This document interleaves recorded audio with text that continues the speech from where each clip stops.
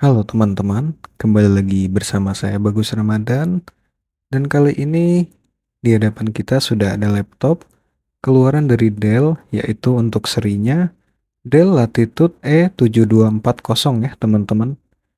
Ini laptopnya kita beli second gitu untuk temen ya.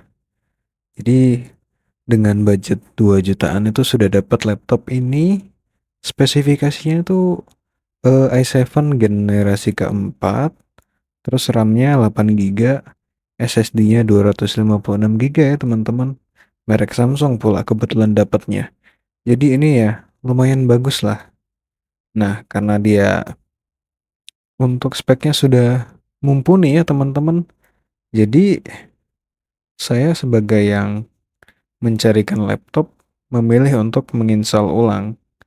Karena ini operating sistemnya Windows 11 teman-teman. Untuk spesifikasi yang sebenarnya cukup, tapi saya ngerasa Windows 10 itu lebih lebih ringan sedikit ketimbang Windows 11 ya. Jadi kita memilih untuk menginstal ulang. Nah, ini bisa kita lihat teman-teman dia sudah menyala. Cepat juga proses bootingnya karena SSD-nya M SATA dari Samsung ya. Bukan SATA, bukan NVMe atau M2 tapi M SATA teman-teman. Jadi dia form faktornya memang lebih kecil dan lumayan bagus juga. Untuk layarnya ini kecil sih kayaknya nggak sampai 14 inci teman-teman. Mungkin cuman sekitar sekitar 11 atau 12 inci. Nah, untuk spesifikasinya sayang sekali ya.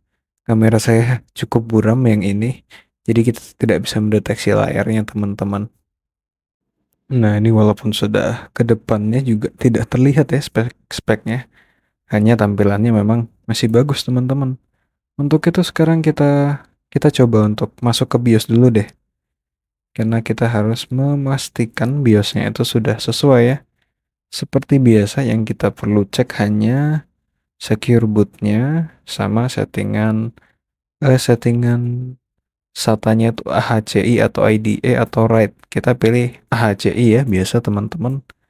Nah, di sini juga layarnya masih tidak bisa tidak bisa lebih redup gitu.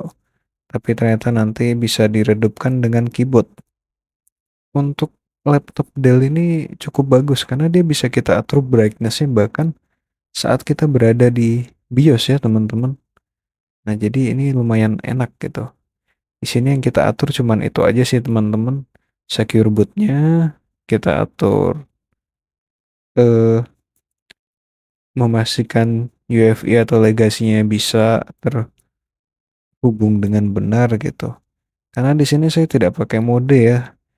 Saya hanya butuh CSM-nya aktif, jadi saya bisa install. Tidak seperti biasanya, kan saya pengennya kalau Windows itu CSM-nya saya matikan, terus saya install pakai mode GPT UEFI. Di sini enggak teman-teman, saya memilih untuk menggunakan MBR saja. Saya menggunakan partisi MBR, terus boot modenya masih legacy. Nah, ini kita tinggal masuk ke flashdisk saja. Di sini saya menggunakan bootable Ventoy ya teman-teman. Ventoy ini simpelnya kita bisa memasukkan banyak ISO ke flash disk. Jadi kita tinggal booting ke flash disk itu. Nanti Ventoy itu punya bootloader sendiri sehingga menunjukkan bahwa kita ingin pilih ISO apa yang untuk kita boot ya teman-teman. Jadi kita hanya hanya tinggal memasukkan ISO ke flash disk, kita beneran paste gitu aja.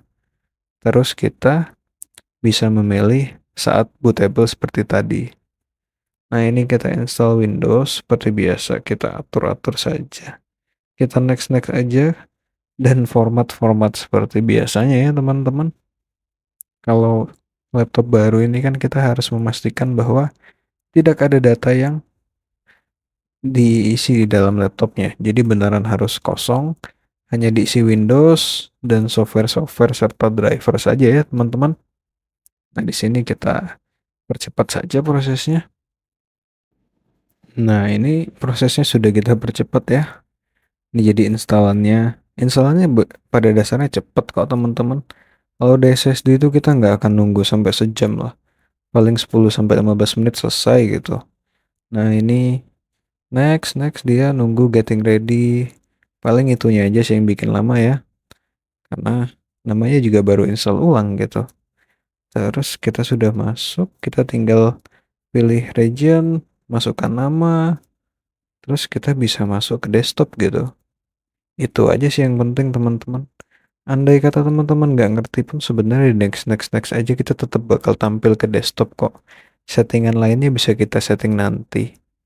Terus ini sekarang kita colok hard disk eksternal ya, karena kita butuh install drivernya.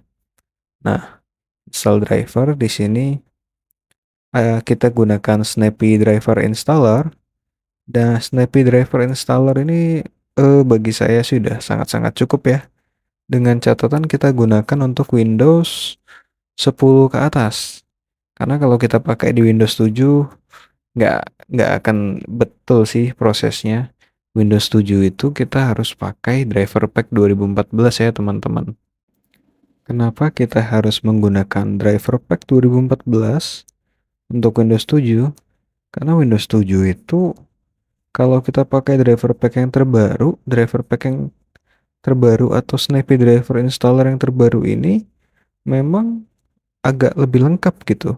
Cuman kita di Windows 7 yang udah usang itu, kita butuh driver pack yang emang di setel atau di setup pada tahun itu teman-teman. Jadi karena di tahun itu atau saat Windows 7 keluar itu yang paling gacor ya aplikasinya itu driver pack 2014, ya kita harus pakai driver pack 2014. Jadi drivernya akan lebih banyak yang terdeteksi ya. Nah, kalau di Windows 10 jangan juga kita pakai driver pack 2014 karena biasanya nggak akan terdeteksi dengan benar sih. Kalaupun ada itu drivernya udah outdated banget atau udah lawas banget teman-teman. Jadi nggak cocok.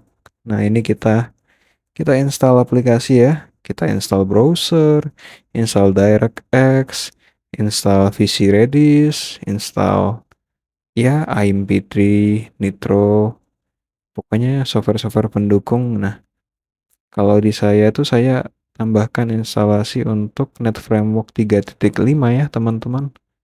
Karena kalau nggak ditambahin Net Framework 3.5, ada aplikasi-aplikasi usang yang udah lama banget yang butuh Net Framework 3.5 itu. Kalau di Windows 7 sih kayaknya udah ada sih bawaannya ya.